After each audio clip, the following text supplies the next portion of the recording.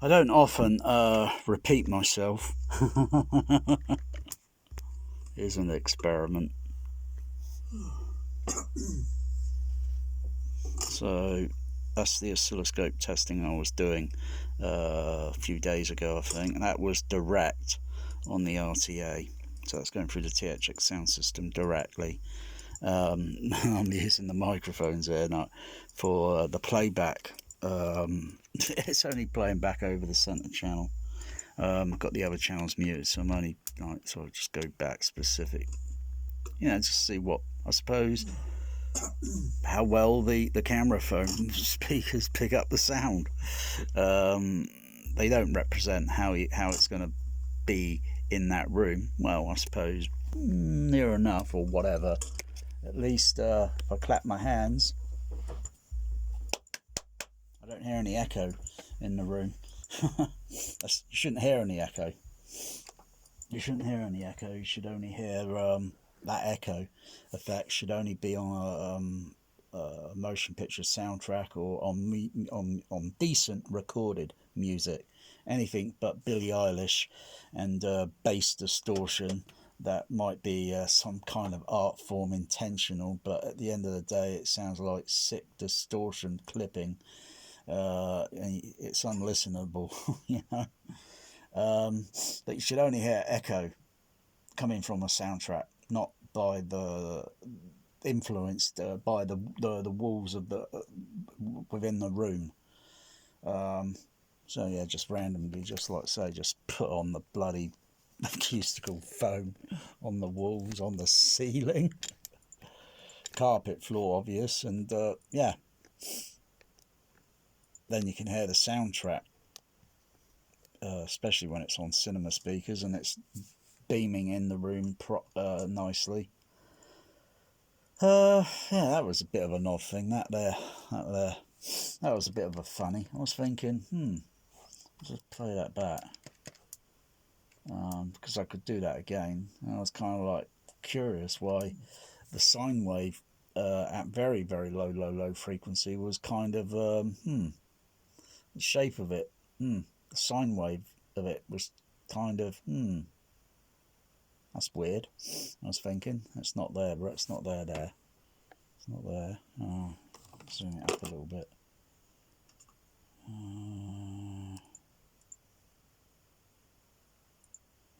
Do it almost mirror. I tell you, these OLEDs, they all look almost mirror-like. Only can tell the texture of the colour there and there, even though that the camera was looking at, But pretty good. These OLEDs. Oh yeah, I'm stepping down in the sine wave frequency. I'm stepping down to 25 hertz. 28. Let me go back. Just go back where I think I was. Where was I? 21 hertz, 19, 18 hertz,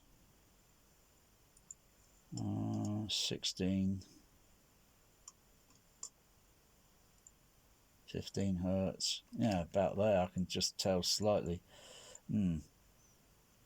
Shape of the sine wave looks a little bit. I think when I increase the amplitude level and then change the division, the time division, because it can only go so much high, and then you've got to change the division for the input voltage. But I noticed the sine wave was kind of like, it started, not square waving, where you see a sine wave smooth like that, and then when you take it up and up and up and up and up, eventually the curve on that goes from curved to kind of like that, flat at the top. That's square waving. That's bad.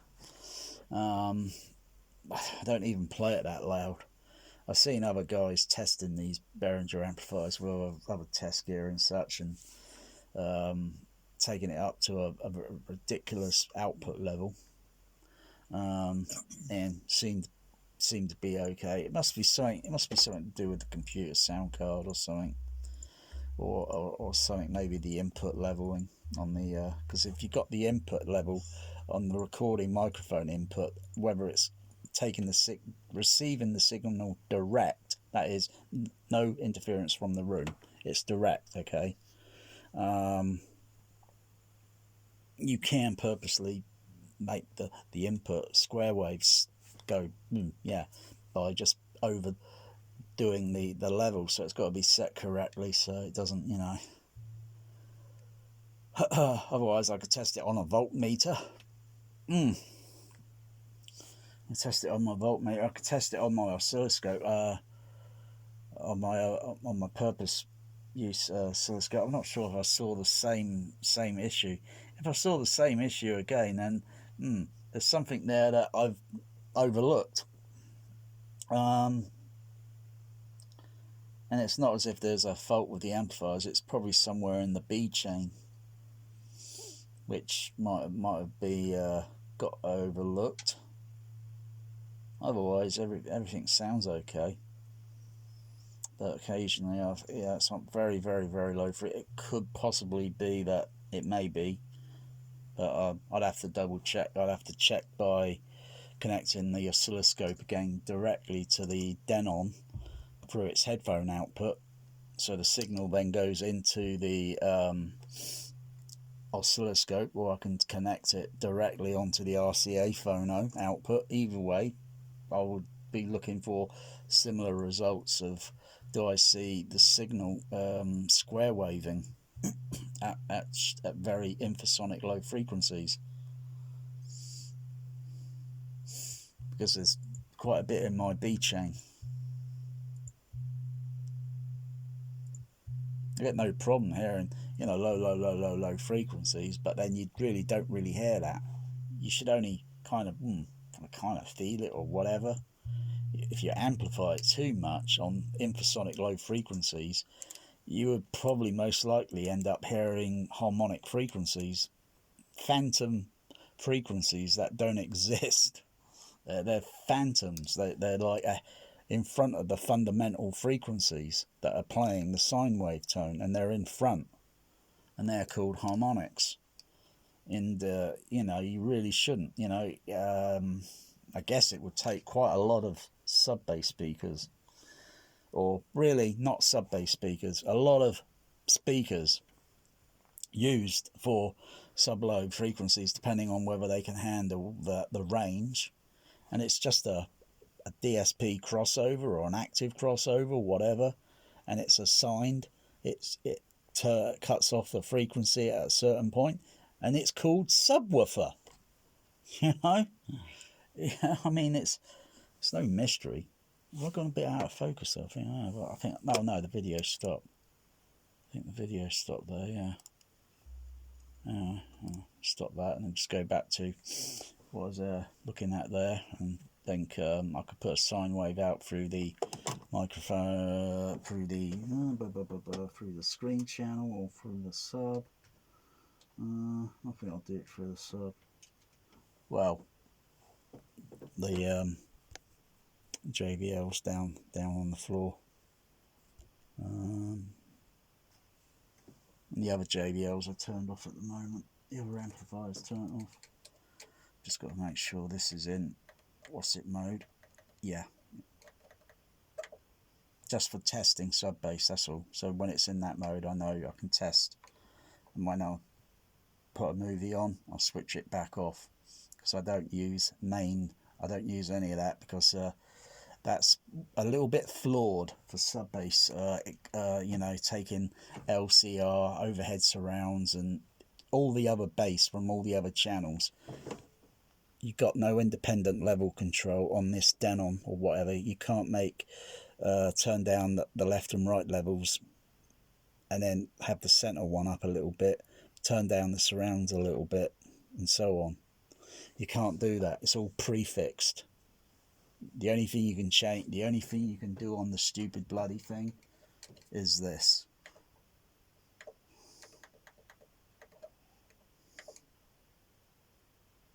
Crossover slopes. That's all you can adjust up to, from 40 hertz up to 250. That's all you can do. That's all you can do is just change those. And that doesn't make any difference. It doesn't help If you've got a lot of low end in the surround, and you've got bass that you know full well, or I know full well, I should be feeling it if a certain scene in a certain movie, a certain scene, and yet it just doesn't happen because it's the level of bass in the surround is causing audio frequency masking.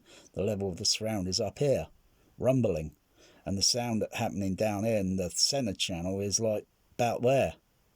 You don't notice it because there's frequency masking going over the top. You can do it through an audio mixer over there, put it through an audio mixer, and then output it to a Behringer DCX, and then bingo. Then you've got fader sliders, and then you can customize the bass level way more better and cheaper. You don't have to go out and buy a mini DSP whatever, which costs how much? You don't have to spend that much just to do a frequency crossover division. You can do it very cheaply, and like I say, as long as you've got a filter thing there to cross over and filter out the rest of the sound frequencies, because you would have to, because you'd be coming out from the full range outputs, and you'd have to have a filter, crossover filter, otherwise you're just going to notice middle high frequency range coming out of the bass sub bass bins.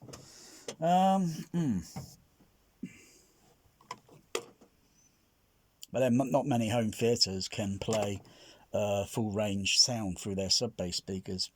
I can tell you how to do it if you want to do it. It's no mystery. It's no mystery.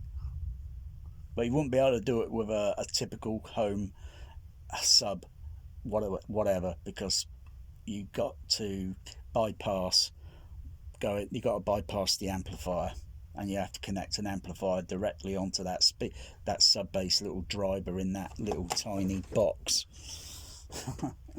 If you're using pro audio or such, you still would have to bypass the AVR sub output, and that's simple. You just bypass it, just unplug it, connect it directly to the sound generator, and I will still have my Behringer DCX in connected, so I could turn on the crossover, or I can turn the crossover on, or I can turn it off so it's playing full range flat, and then go figure. And I can equalize that way if I wanted to, and then I can apply the crossover, because then you're trying to keep out all the rest of the frequencies, because naturally when you do a frequency sweep, it follows a very nice perfect flat, or it follows a nice perfect response curve. It will start down there and go up, and then it'll come down. What have I got bloody playing there?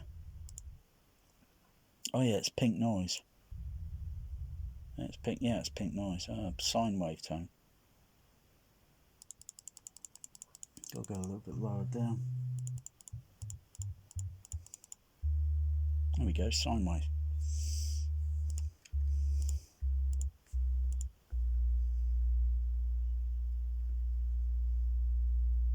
Yeah, I can see it bending slightly, because it's clipping on the input, on the microphone input, which should be down here. Or actually no, it's not that, it's a little bit below, it's only at 50% now. It's the frequency no, see, gotta go boom boom boom, gotta go down there. But because I'm modulating and there's other sound in the room, the sine wave is looking a bit kind of, because there's two subs playing, and possibly other sort of phenomena in the room. So yeah, there's quite a lot of things to look at. It's all great stuff. It's all great stuff. You want your sub bass, but don't forget. All right, don't forget. Sub bass is just a crossover filter, and that's it. And then it's labelled subwoofer. Just as otherwise you could have a speaker full range.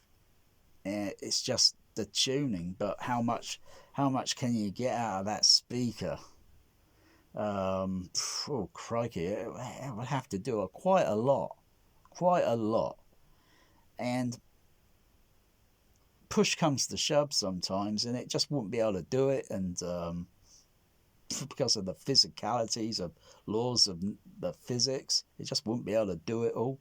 Not like real life sound, you know, where real life sound is really seriously discretely independent, depending on where it is, what it is, and but on a film, on a soundtrack, you got tracks and tracks, layers and layers, and it's all at the end of the day guesswork on how to put it together to make it sound like an a soundtrack illusion, approximation. That's all it is at the end of the day. You don't go out into the real world and feel bass pressing against your body. It just doesn't happen, period. Only certain things would do that. You go out on a day-to-day, daily basis, it does not happen. You travel on a bus, you feel vibration going through your body. That's called mechanical vibration. You hear the sound acoustically and you feel mechanical vibration. You get into a car, boom, boom, boom.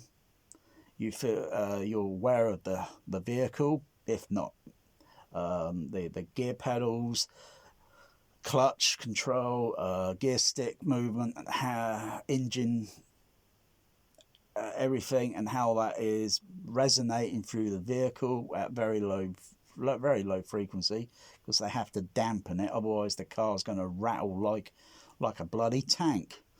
And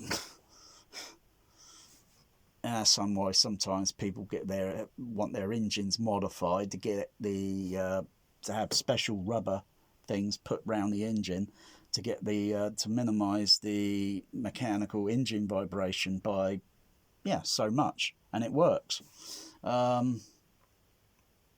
Because I suppose all they want to do is just feel acceleration rather than feel the heart of the engine, the vehicle, so to speak. It's like Mr. Scott saying in Star Trek TOS, Mr.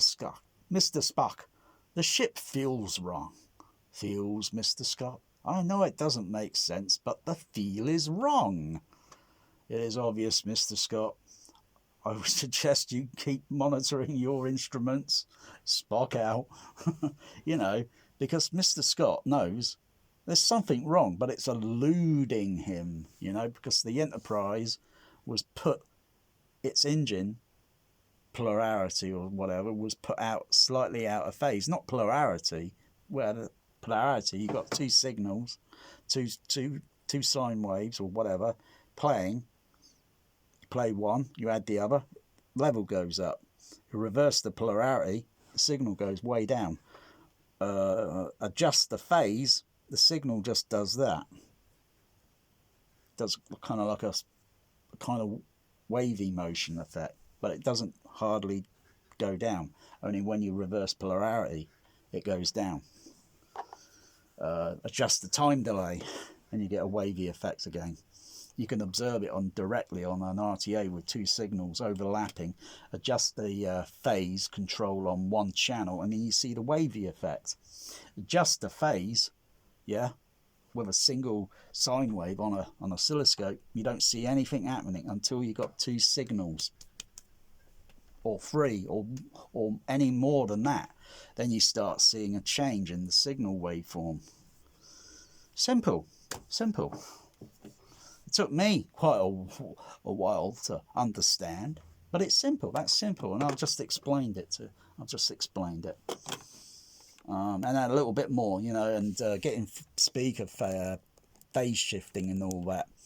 You need multitude of microphones, and they got to be placed. Otherwise, you're going to just, you know, you think you hear it. You hear a slight but not too sure.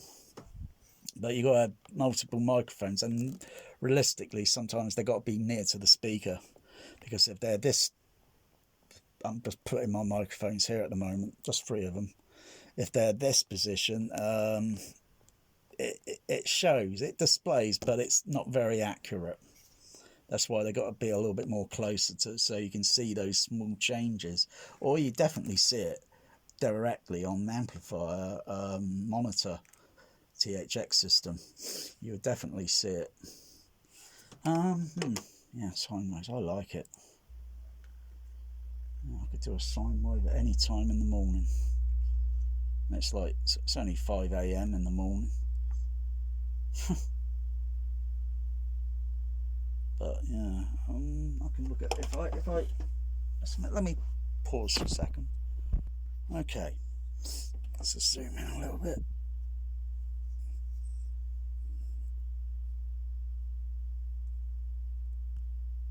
Okay, so I'll reverse the polarity on one of the subs. Signal goes right down. Put it back up to normal. I'll adjust the variable phase, which is on the DCX.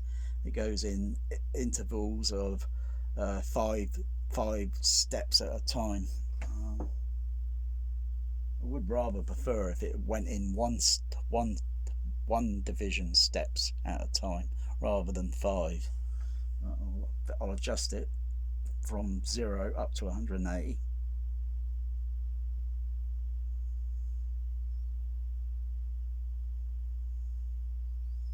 It does that.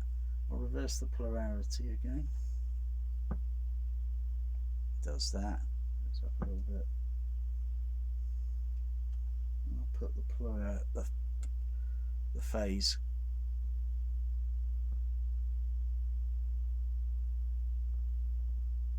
roughly back where it was before, about there, because where I'm sat I can hear the bass of the signal. It almost seems equal from the two, so I'm only adjusting slightly. I could go back again. Okay, go back again.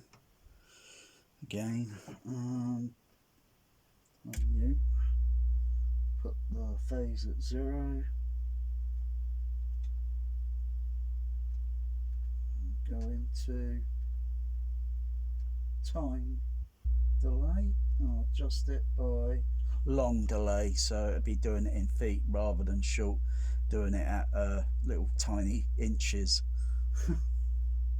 So I'm just going to adjust the time delay now.